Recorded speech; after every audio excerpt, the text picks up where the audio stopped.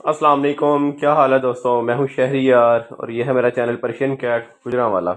ये माशाल्लाह एक्सट्रीम पंच में फ़ीमेल कैट है, ऑड आइज़ में माशाल्लाह बहुत ही प्यारी चीज़ है।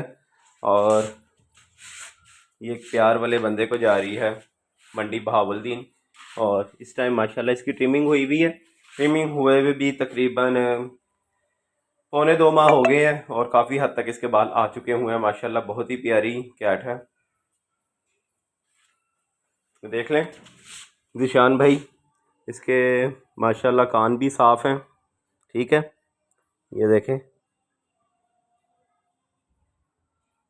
कान भी साफ़ हैं इसके। दूसरा कान भी दिखा देता हूँ, ये देखें, ठीक है, साफ़ है इसके कान।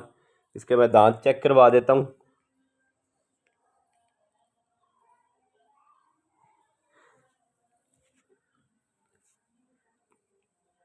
सॉरी एक हाथ से वीडियो बना रहा हूँ तो मुश्किल होता है ज़रा। ये लें, ये इसके दांत हैं, दांत भी माशाल्लाह बिल्कुल साफ़ हैं, ठीक है। छोड़ो, ये देखें, हाफ ओड आइज़ है कैट।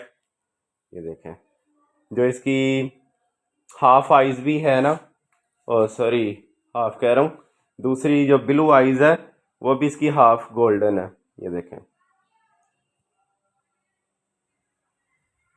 ठीक है, माशाल्लाह।